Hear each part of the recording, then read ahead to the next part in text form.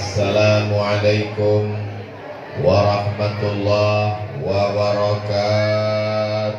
Waalaikumsalam warahmatullahi wabarakatuh.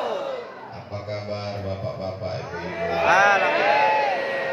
Sehat semuanya. Kalau hidangan sudah disantap, maka memuji kepada yang suci, yang kudus. Kudus itu Allah. Ya, kudus itu berarti Allah. Kalau hidangan sudah disantap, maka mesti memuji kepada yang kudus. Pantunnya memang mantap, salahnya cuma putus-putus.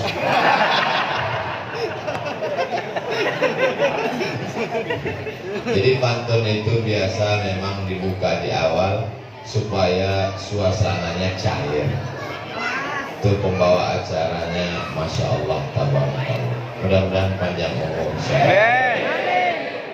Alhamdulillahi Rabbil Alamin. Wassalatu wassalamu ala ashrafil anbiya'i wal mursalin Sayyidina wa maulana wa syafi'ina Muhammadin wa ala alihi wa sahbihi wa man tabi'ahu ila yaumiddin.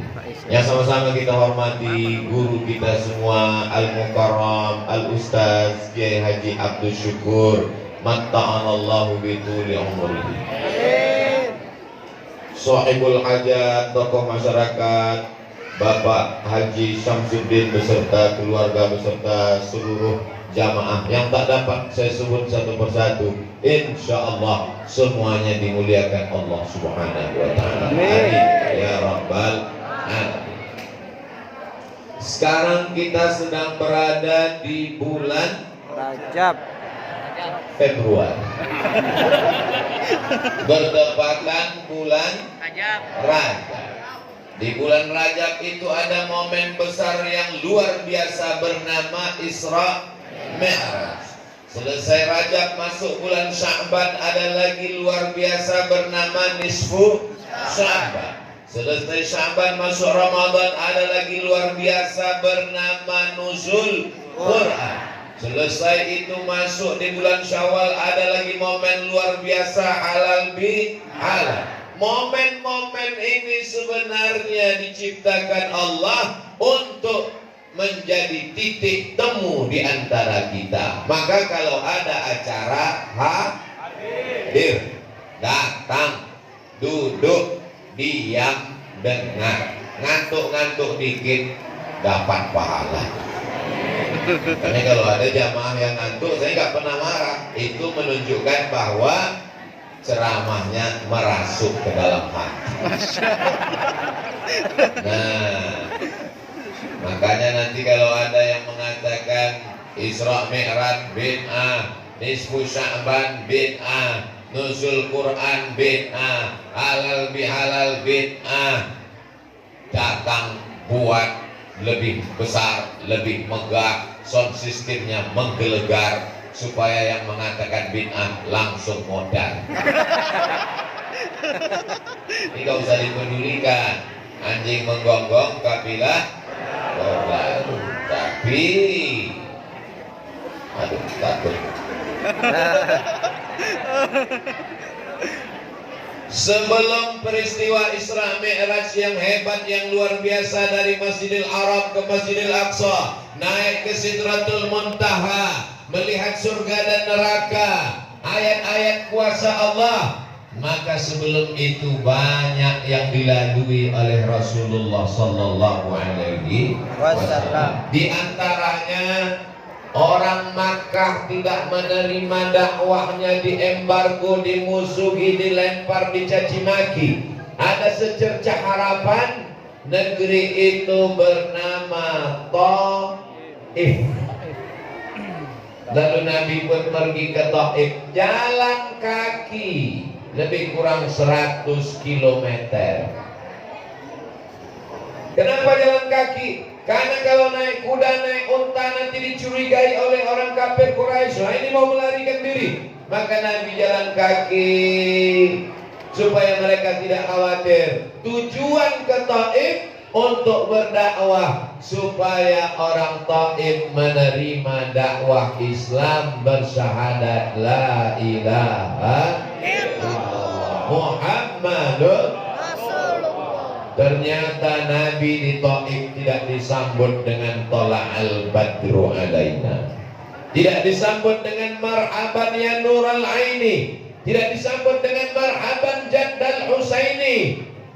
Beda dengan Ustaz Somad di masjid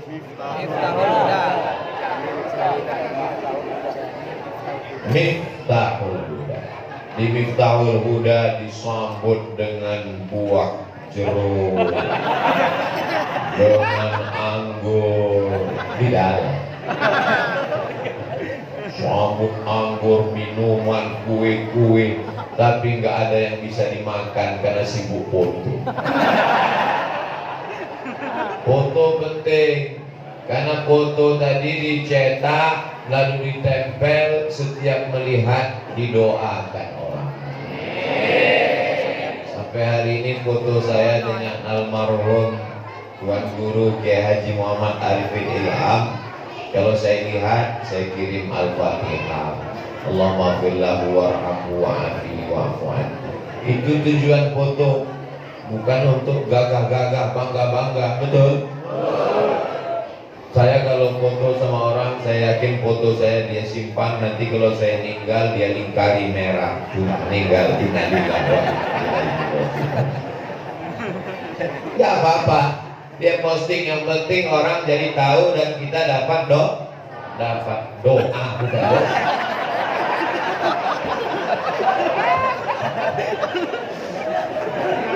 Sampai ke Taif, apa yang dilakukan mereka? Mereka melempar Nabi pakai batu, pakai kayu, pakai tulang onta. Akhirnya kaki Nabi luka dan berdarah. Terompak sendal basah karena darah Nabi yang luka. Nabi berlindung di balik bukit. Apa kata malaikat Jibril alaihissalam? Kalau menetes darah kakimu itu ke tanah, kuratakan Taif itu semuanya, hancur lebur. Lalu apa yang dilakukan Nabi? Nabi mengusap darah kakinya supaya jangan sampai darah itu menetes ke. Andai saya yang jadi Nabi waktu itu. Wahai Abdul Somad, kalau sampai darah itu menetes ke tanah, maka akan kumatikan semua buzzer dan haters yang mencacimu. Langsung saya gosokkan ke tanah. Biar mampus semua.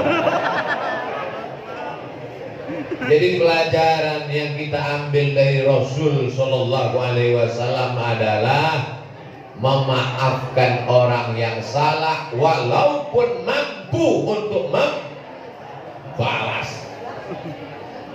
Kira-kira bisa tidak kita seperti Nabi? Perang.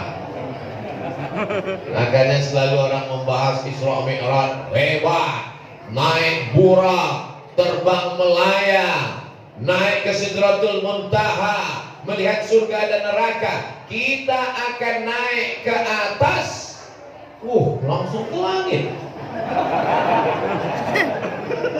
Kita akan naik ke atas, tapi kalau kita bersabar di bumi, betul?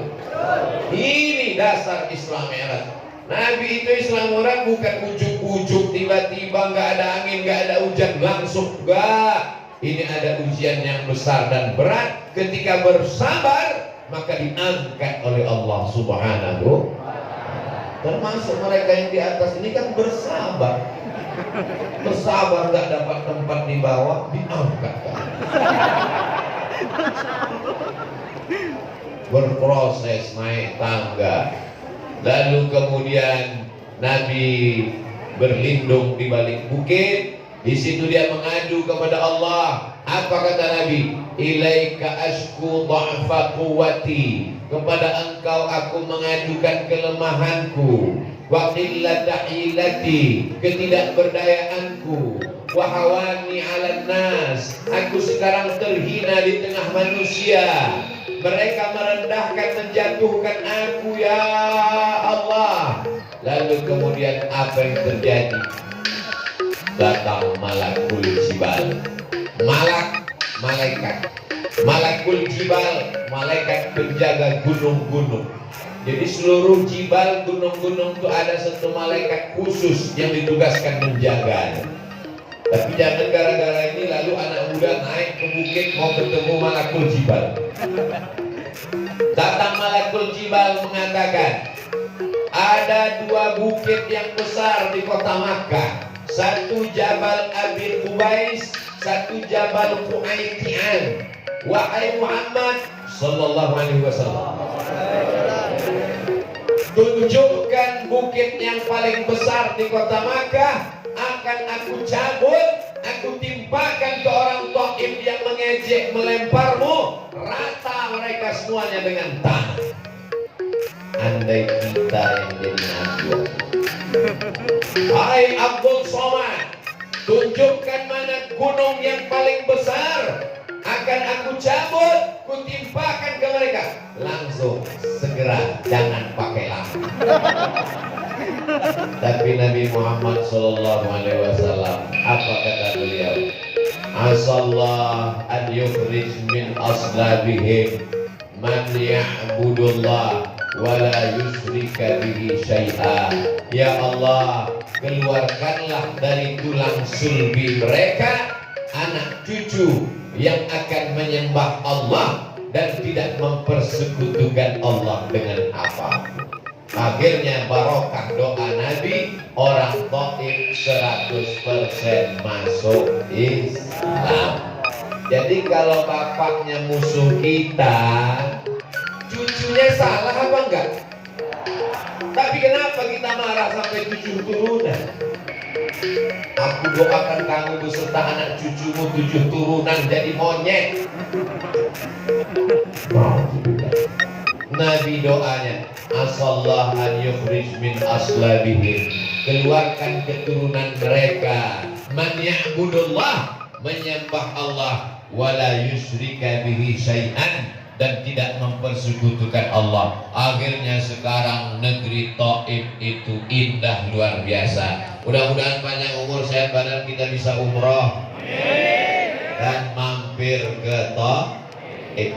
Di Taif itu subur, dingin, ada wortel, ada timun, ada bunga-bunga seperti puncak, indah. Dan sekarang semuanya sudah muslim, bersyahadat, asyhadu an la ilaha illallah wa asyhadu anna muhammadan Rasulullah. Ini pelajaran dari Taif. Lalu Nabi Muhammad SAW pun pulang dari Taif.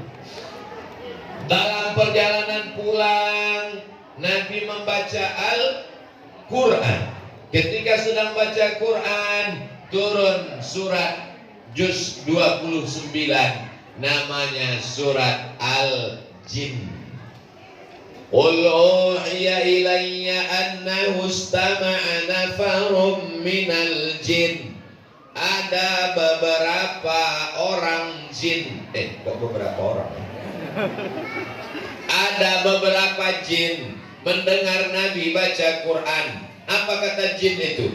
Inna sami'na Qur'anan ajaba. Kami mendengarkan bacaan Al-Quran itu sangat menakjubkan. Buka surat Al-Jin juz 29, itu turun pada saat Nabi Muhammad pulang dari Taif. Orang Taif tidak beriman, manusia tidak percaya, tapi ada satu makhluk Allah. Makhluk ini dua. Wa ma khalaqatul jinna wal insa alladzi yuwaswisu fi sudurin nas minal jinnati wan nas. Manusia tidak beriman, tapi ada jin yang masuk Islam. Itulah disebut dengan jin muslim. Jin terbagi dua dalam surat Al-Jin. Wa anna minnal muslimun wa minnal qasitun. Kami ada yang muslim, kami ada yang kafir. Yang baik namanya jin muslim, yang jahat namanya jin kafir. Yang muslim, ulaika taharraw rasyada, mereka selalu mencari jalan yang lurus, bukan jalan tol. Sedangkan yang kafir, kanu li jahannam hataba, mereka akan menjadi bahan bakarnya api neraka. Jadi walaupun dia jin, tapi nabinya tetap Nabi Muhammad sallallahu alaihi wasallam. Apa pelajaran dari sini? Kalau engkau berdakwah, tetanggamu mungkin tidak beriman, pamanmu mungkin tidak beriman, orang Makkah mungkin tidak beriman, tapi jangan putus asa. Kalau Allah mau, makhluk yang tidak nampak bisa beriman. Innama amruhu idza arada syai'an ayyaqula lahu kun. Lalu Nabi pun pulang ke kota Makkah Al-Mukarramah, tidur. Sampai akhirnya suatu malam turun malaikat Jibril. Summa nazala Jibril, turun malaikat Jibril. Ja'a bitistin min zahab, dia membawa bejana terbuat dari emas. Fafataha sadri, dibelahnya dadaku. Summa ghasalahu bima'i zamzam, dia suci qalbuku, jantungku dengan air zam-zam, untuk menghilangkan darah-darah hitam, darah kotor, hasad, dengki, dendam kesumat, gak senang lihat orang lain dapat nikmat, takbur, angkuh, sombong. Itulah makanya sebelum sholat kita disuruh suci badan, mandi, suci pakaian, cuci, suci tempat, bersih. Masya Allah, tabarakallah. Ustaz Somad tidak di lantai. Biasanya tausiah di masjid, di lantai masjid, ditambah tinggi ke atas, dikasih karpet, nggak tahu minjam punya siapa, dikasih kursi, luar biasa. Ini kalau lama-lama begini sombongnya bisa luar biasa. Datang disambut tolak al-badru alaina, tangannya dicium, dikawal, dihormati, dimuliakan. Lalu kemudian disediakan, tapi ini sementara 60 menit. Begitu tausiah selesai, kursinya diangkat. Gak mungkin saya duduk selamanya di sini. Kalau saya duduk di sini, diangkat sama-sama kursinya sekali. Hilangkan dengki, hilangkan hasad, hilangkan busuk hati, hilangkan syirik, hilangkan nifak. Di mana letaknya? Letaknya di hati.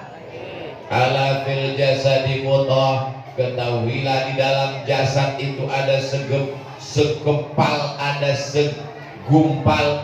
Idza sholahat sholahal jasadu kulluh, kalau yang sekepal, segumpal ini baik, maka seluruh tubuh menjadi baik. Wa idza fasadan, kalau dia rusak, maka seluruh tubuh ikut menjadi rusak. Ala wahyal qalb, dia adalah hati.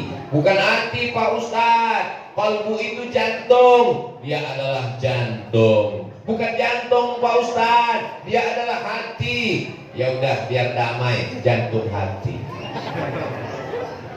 Jantung kalbu, kalau hati liver. Nanti pergi ke rumah sakit, ke dokter. Di kamar dokter ada patung manusia yang isinya anatomi, ada usus besar, ada usus kecil, ada ginjal, ada perut, ada lambung, ada jantung. Jantung yang sebelah kiri seperti jantung pisang. Kenapa disebut jantung? Karena bentuknya seperti jantung pisang. Besarnya sebesar genggaman. Anak bayi genggamannya kecil, jantungnya sebesar itu. Orang besar tangannya gede, jantungnya sebesar itu. Jantung Abdul Somad sebesar ini, berdegup, berdetak di dalam, terasa. Itu jantung orang yang normal. Tapi kalau banyak utang, apalagi tahu ada suara motor datang, debit kolektor, Makanya orang yang hatinya gelisah, meninggal mendadak selalu disebut kena serangan jantung, bukan serangan Rusia ke Ukraina. Siapa yang membuat jantung itu menjadi tenang? Allah. Huwallazi anzala sakinata. Allah yang menurunkan ketenangan fi qulubil mu'minin, ke dalam hati orang yang beriman. Allah yang menurunkan ketenangan ke dalam jantung hati orang beriman. Bagaimana supaya tenang? Ala bizikrillahi tatma'innul. Dengan banyak berzikir hati menjadi tenang. Subhanallahil azim, subhanallahil azim, subhanallahil azim, subhanallahil azim, subhanallah walhamdulillah wala ilaha illallah wallahu akbar wala haula wala quwwata illa billahil aliyyil azim. Subhanallah, alhamdulillah, la ilaha illallah, Allahu akbar, la haula wala quwwata illa billah. Afdalu dzikri fa'lam annahu la ilaha illallah. Kalau sempit terasa dunia, makhluk membencimu, tetangga memusuhimu, keluarga menyepelekanmu, orang mencaci maki, sumpah serapahmu, pejamkan mata, berzikirlah kepada Allah. Tidak ada tempat mengadu kecuali kepada Allah. Jangan ngadu ke Facebook. Nanti semua yang ada di Facebook komen, tambah pusing kepala. Jangan ngadu ke Instagram. Semua follower akan komen, makin stres. Ngadu ke ustadz, ustadznya juga kena masalah. Ngadu ke dokter, dokternya juga ada masalah. Ngadu ke dokter spesialis. Tolonglah saya Pak Dokter, psikolog, psikiater. Saya udah nggak bisa tidur selama 2 hari. Mata saya tengah malam terbuka terus. Kata dokter, masih syukur kamu 2 hari. Saya sudah 2 bulan nggak tidur. Mengadulah kepada Allah, meminta, memohon kepada Allah. Ambil air wudhu, sholat sunat 2 rakaat, usolli sunnatal hajat rakaataini lillahi ta'ala. Allahu akbar. Masalahku ini besar, engkau lebih besar. Allahu akbar kabira. Aku sekarang tidak dipuji-puji orang, karena pujian hanya milikmu. Walhamdulillahi katsira. Namaku sudah dijelekkan orang, dicaci maki, karena memang yang suci cuma engkau. Wa subhanallahi bukratan wa asila. Aku tidak menghadap ke Pak Camat, aku tidak menghadap ke Pak Bupati, aku tidak menghadap ke wali kota dan gubernur, aku tidak menghadap kepada siapapun. Aku menghadap hanya kepada engkau. Wajjahtu wajhiya lilladzi fataras samawati wal arda. Aku berserah diri kepada engkau, hanifan musliman wa ma ana minal musyrikin. Semuanya kuberikan kepada engkau. Inna salati wa nusuki wa mahyaya wa mamati lillahi rabbil alamin. Aku tidak mempersekutukan engkau. Aku tidak duakan engkau dengan manusia. Aku tak duakan engkau dengan hewan. Aku tak duakan engkau dengan kayu, batu, hantu. Tidak ada kecuali hanya engkau. La haula wala